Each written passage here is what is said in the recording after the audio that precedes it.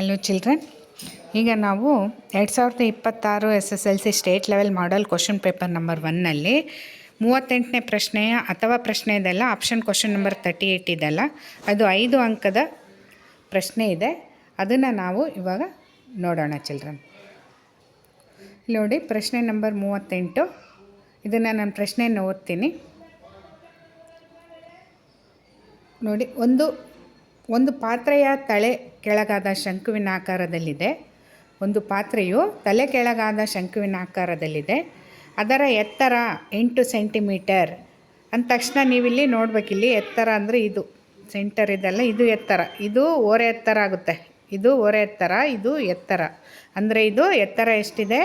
8 centimetre. ಇಲ್ಲಿಂದ ಎಷ್ಟಿದೆ? 8 centimetre. ಮತ್ತು ತ್ರಿಜ್ಯ ನೋಡಿ, ಇಲ್ಲಿಂದ ಇಲ್ಲಿವರೆಗಿರೋದನ್ನು ನಾವು ತ್ರಿಜ್ಯ ಅಂತೀವಿ.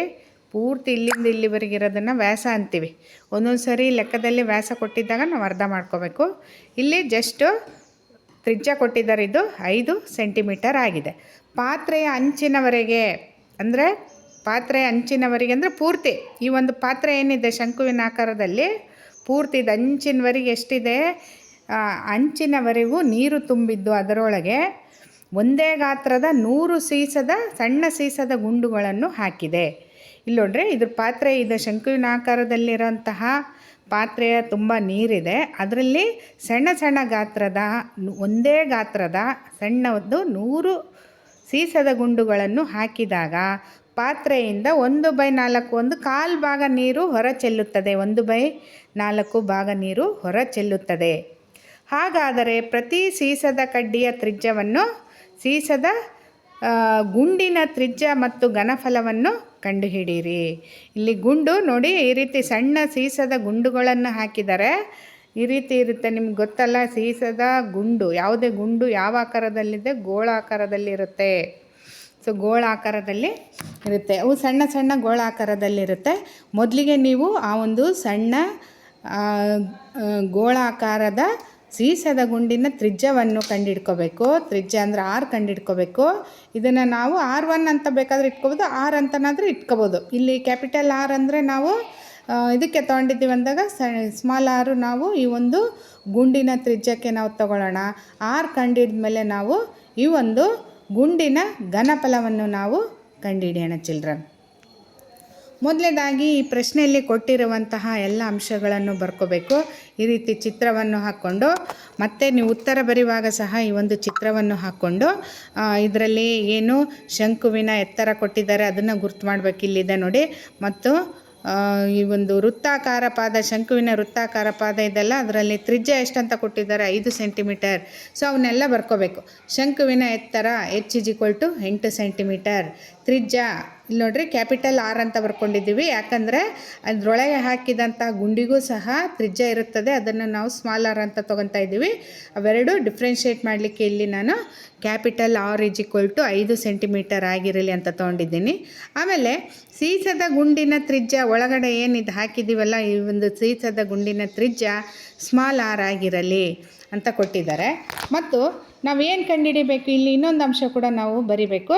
ಸೀಸದ ಗುಂಡಿನ ತ್ರಿಜ್ಯ = ? ಅಂತ ಬರಿಬೇಕು.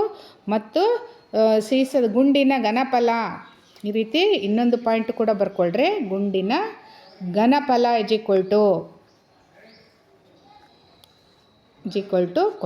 ಅಂತ ಬರ್ಕೊಳ್ರಿ. ಇಷ್ಟು ಬರೆದ್ರೆ ನಿಮಗೆ ಅರ್ಧ ಅಂಕ ಸಿಗುತ್ತೆ ಚಿಲ್ಡ್ರನ್. ಗುಂಡಿನ ಘನಫಲ R = ? ಗುಂಡಿನ ಘನಫಲ = ? ಅಂತೇಳಿ ನೀವು ಬರ್ಕೊಳ್ರಿ ಚಿಲ್ಡ್ರನ್. ಅದಾದ ನಂತರ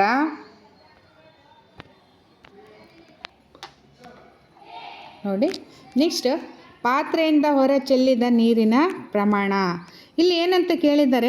1/4 ನೀರು ಆ ಗುಂಡುಗಳನ್ನು ಹಾಕಿದಾಗ ನೀರು ಹೊರ ಚೆಲ್ಲಿದೆ. ಯಾವುದಾದ್ರೂ ಭಾರದ ವಸ್ತು ಹಾಕಿದರೆ ನೀರು ಹೆಂಗೆ ಹೊರಗೆ ಚೆಲ್ತಾವಲ್ಲ ತುಂಬಿದ ಪಾತ್ರೆಯಿಂದ, ಅದೇ ರೀತಿ ಇಲ್ಲಿ ಸೀಸದ ಸಣ್ಣ ಒಂದೇ ಗಾತ್ರದ 100 ಗುಂಡುಗಳನ್ನು ಹಾಕಿದಾಗ 1/4 ಭಾಗದಷ್ಟು ನೀರು ಹೊರ ಚೆಲ್ಲಿದೆ.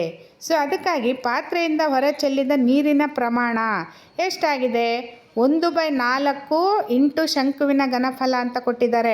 ಅಂದರೆ ಶಂಕುವಿನಲ್ಲಿ ತುಂಬಿದ ನೀರನ್ನು ನಾವು ಘನಫಲ ಅಂತ ತೊಗೊತೀವಿ. ಅದಕ್ಕಾಗಿ ಇಲ್ಲಿ ಶಂಕುವಿನ ಘನಫಲ 1/4 ಇಂಟು ಶಂಕುವಿನ ಘನಫಲ ಏನಾಗುತ್ತೆ? ಎಷ್ಟು ಗುಂಡುಗಳನ್ನು ಹಾಕಿದಾಗ 1/4ರಷ್ಟು ನೀರು ಹೊರಗೆ ಬಂತು ಅಂದಾಗ ಅದು 1/4 ಶಂಕುವಿನ ಘನಫಲ 100 ಗುಂಡುಗಳ ಘನಫಲ ಆಗುತ್ತೆ ಚಿಲ್ಡ್ರನ್. ಓಕೆನಾ? ನೆಕ್ಸ್ಟು ಇಲ್ಲಿ 1/4 ಅಂತ ಬರೆದಿದ್ದೀವಿ. ಸೇಮ್ ಇಲ್ಲಿ ಶಂಕುವಿನ ಘನಫಲಕ್ಕೆ ಸೂತ್ರ ಏನು? ನಾವು ಹಿಂದಿನ ಲೆಕ್ಕದಲ್ಲೇ ನೋಡಿದ್ವಿ. ಶಂಕುವಿನ ಘನಫಲಕ್ಕೆ ಸೂತ್ರ 1/3 πr²h. 1/3 πr²h. ಇಲ್ಲಿ ಆರ್ ಅನ್ನೋದನ್ನು ನಾವು ಕ್ಯಾಪಿಟಲ್ ಆರ್ ಬರ್ಕೊಂಡಿದ್ದೀವಿ. ಯಾಕಂದರೆ ಶಂಕುವಿನ ತ್ರಿಜ್ಯವನ್ನು ನಾವು ಕ್ಯಾಪಿಟಲ್ ಆರ್ ಮೂಲಕ ನಾವು ಬರೆದಿದ್ದೀವಿ. ಈ ಕಡೆ 100 ಇಂಟು ಗುಂಡುಗಳು 100 ಇದೆ. ಮತ್ತು ಗುಂಡುಗಳ ಘನಫಲ ಅಂದರೆ ಗುಂಡು ಯಾವ ಆಕಾರದಲ್ಲಿದೆ? ಗೋಳ ಆಕಾರದಲ್ಲಿದೆ. ಸೊ ಗೋಳದ ಘನಫಲಕ್ಕೆ ಸೂತ್ರ ಏನು? ಗೋಳದ ಘನಫಲ ಸೂತ್ರ ಏನು?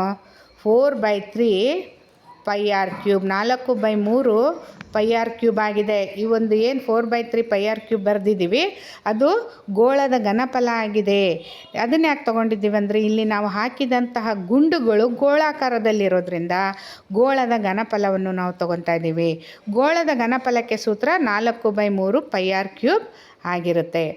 ನೆಕ್ಸ್ಟ್ ಸ್ಟೆಪ್ಪು ನೋಡಿ, ಇಲ್ಲಿ 1/4 ಇಲ್ಲಿ 4 ಇಂಟು 3 12 ಆಗಿದೆ. 4 ಇಂಟು 3 12.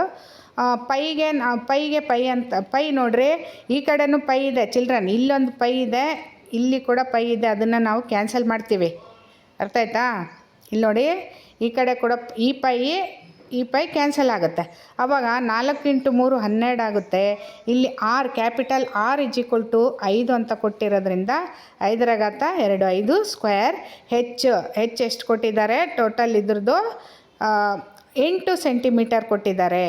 = 100 ಇಂಟು 4/3. ಇದ್ರದ್ದು ಆರ್ ನಮಗೆ ಗೊತ್ತಿಲ್ಲ, ಗೋಳದ ಗುಂಡಿನ ತ್ರಿಜ್ಯ ನಮಗೆ ಗೊತ್ತಿಲ್ಲ, ಅದನ್ನೇ ಕಂಡುಹಿಡಿಬೇಕಾಗಿರೋದು. ಅದಕ್ಕೆ ಅದನ್ನೇ ಹಾಗೇ ಇಟ್ಕೊತೀವಿ.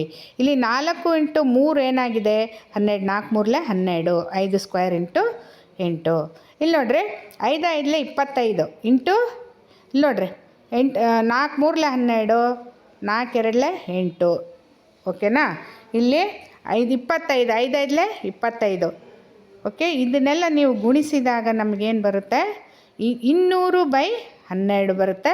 ಈ ಕಡೆ 100 ಇಂಟು 4 400/3 ಬರುತ್ತೆ. r³ ಬರುತ್ತೆ. ಓಕೆನಾ? ಇಲ್ಲಿ ನೋಡ್ರಿ, ಇನ್ನೊಂದು ಸರಿ ಹೇಳ್ತೀನಿ ನಾನು. ಇಲ್ಲಿ 25 ಇಂಟು 8 200/12 ಬರುತ್ತೆ. ಅದೇ ರೀತಿ ಇಲ್ಲಿ 100 ಇಂಟು 4 ಎಷ್ಟಾಗುತ್ತೆ? 400/3 ಆಗುತ್ತೆ. ಇಲ್ಲಿ r³ ನಾವು ಹಾಗೆ ಇಟ್ಕೊತಾ ಇದ್ದೀವಿ ಚಿಲ್ಡ್ರನ್. ಅರ್ಥ ಆಯ್ತಾ? ಈಗ ಇಲ್ಲಿ ನೋಡ್ರಿ, ಇಲ್ಲಿ 2 0ಗೆ 2 0 ಕ್ಯಾನ್ಸಲ್. 2 1 2, 2 2 4, 3 1 3, 3 4 12. ಸೊ ಇಲ್ಲಿ ನೆಕ್ಸ್ಟ್ ಏನಂತ ಬರುತ್ತೆ? r³. ಇಲ್ಲಿ ಓರೆ ಗುಣಾಕಾರ ಮಾಡ್ತೀವಿ. ಮತ್ತು ನಾವು ಈ ಒಂದು 2 ಓರೆ ಗುಣಾಕಾರ ಮಾಡ್ತಾಯಿದ್ದೀವಿ. ನೋಡೋಣ, ಇಲ್ಲಿ r³ ನಿಮಗೆ ಡೈರೆಕ್ಟಾಗಿ ಈ ರೀತಿ ಮಾಡಿಬಿಡ್ಬೋದು. ಸುಮ್ಮನೆ ಕ್ಯಾನ್ಸಲ್ ಮಾಡೋಕ್ಕಿಂತ ಈ ರೀತಿ ಕೂಡ ಮಾಡೋಣ. ನಾನು ಈಜಿ ಆನ್ಸರ್ ಬರುತ್ತೆ ಅಂತ ಆ ರೀತಿ ಹೇಳಿದೆ. ಇಲ್ಲಿ ನೋಡಿರಿ, 200/12 ಇದೆ. 400/3 ಇಂಟು r³. ಸೊ ಇಲ್ಲಿ ಓರೆ ಗುಣಾಕಾರ ಮಾಡಿದಾಗ ಈ 3 ಈ ಕಡೆ ಬರುತ್ತೆ. 200 ಇಂಟು 3 ಆಯಿತು. ಇಲ್ಲಿ 12 400 ಕೆಳಗಡೆ ಬರುತ್ತೆ. 12 ಇಂಟು 400 ಆಯಿತು. ಇಲ್ಲಿ 0 0 ಕ್ಯಾನ್ಸಲು. 3 1 3, 3 4 12, 2 1 2, 2 2 4 ಆಯಿತು. ಸೊ ಆವಾಗ ಏನಾಯಿತು ನಮಗೆ? r³ ಏನಾಯ್ತು? 4 2 8 ಏನಾಯಿತು? 1/8 ಆಯಿತು. ಸೊ 6/3 1/8 ಆಯಿತು. 6/3 1/8 ಆಯಿತು. ಈ 6/3 ಈ ಕಡೆ ಬಂದಾಗ ಏನಾಗುತ್ತೆ? 1/³ ಆಫ್ 3 1/8 ಆಗುತ್ತೆ. That is =1/³ of 1 is 1 only. 8/³ ಘನಮೂಲ ಎಷ್ಟಾಗುತ್ತೆ? 2 ಇಂಟು 2 ಇಂಟು 2 ಅಂದರೆ 8 ಆಗುತ್ತಲ್ಲ. ಅದಕ್ಕಾಗಿ ಏನಾಗುತ್ತೆ, 1 ಘನಮೂಲ 2 3 3 ಕ್ಯಾನ್ಸಲ್ ಆಗಿ ನಮಗೆ 1/2 ಆಗುತ್ತೆ. 1/2 ಅಂದರೆ ನೀವು ಭಾಗಾಕಾರ ಮಾಡಿದಾಗ 0.5 ಬರುತ್ತೆ. ಸೊ ಈ ರೀತಿ ಈ ಒಂದು ಏನು ಗೋಳ ಇದೆ ಆ ಗೋಳದ ತ್ರಿಜ್ಯ ಬಂದು 0.5 ಸೆಂಟಿಮೀಟರ್ ಅಂತೇಳಿ ಆಯಿತು. ಈಗ ನೆಕ್ಸ್ಟ್ ನಾವು ಪ್ರತಿ ಗುಂಡಿನ ತ್ರಿಜ್ಯ ಗೊತ್ತಾಯಿತು 0.5 ಸೆಂಟಿಮೀಟರ್ ಅಂತೇಳಿ. ನೆಕ್ಸ್ಟು ಪ್ರತಿ ಗುಂಡಿನ ಘನಫಲ ಅಂದರೆ ಗೋಳದ ಘನಫಲ, ಒಂದೊಂದು ಗುಂಡಿನ ಘನಫಲ ಎಷ್ಟಿದೆ ಅಂತ ಕಂಡುಹಿಡಿಬೇಕಂದ್ರೆ ಗೋಳದ ಘನಫಲಕ್ಕೆ ಸೂತ್ರ ಈಗಾಗಲೇ ನಾನು ನಿಮಗೆ ಹೇಳಿದ್ದೆ, 4/3 πr³. ಸೊ 4/3 ಇಲ್ಲಿ ನೋಡಿ, 4/3 ಪೈ ಅಂದರೆ 22/7 ಇಂಟು ಆರ್ ಅಂದರೆ ಈಗ ಕಂಡಿದ್ದೀವಲ್ಲ 1/8. 6 ಅಂದರೆ ಡೈರೆಕ್ಟ್ 1/8 ಅಂತ ನಾವು ತಗೋಬೋದು. ನೆಕ್ಸ್ಟು 4 1 4, 4 1 4, 4 2 8, 2 1 2, 2 1 2, 2 1 2.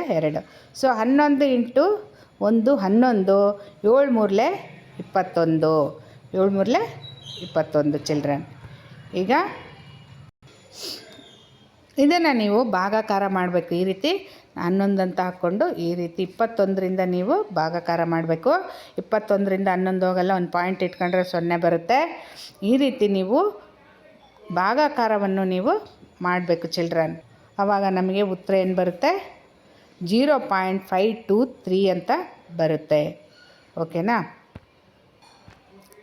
ಸೊ ಆದ್ದರಿಂದ ಏನಾಯಿತು, ಪ್ರತಿ ಗುಂಡಿನ ಘನಫಲ 0.523 ಅಂತ ಸೆಂಟಿಮೀಟರ್ ಕ್ಯೂಬ್ನಲ್ಲಿ ನಾವು ಘನಫಲವನ್ನು ನಾವು ಬರಿಬೇಕು ಚಿಲ್ಡ್ರನ್. ಈ ರೀತಿ ಸುಲಭವಾಗಿ ಅರ್ಥ ಮಾಡಿಕೊಂಡು ನಾವು ಈ ಒಂದು ಪ್ರಶ್ನೆಗೆ 5 ಅಂಕಗಳನ್ನು ಸುಲಭವಾಗಿ ಪಡಿಬೋದು ಚಿಲ್ಡ್ರನ್.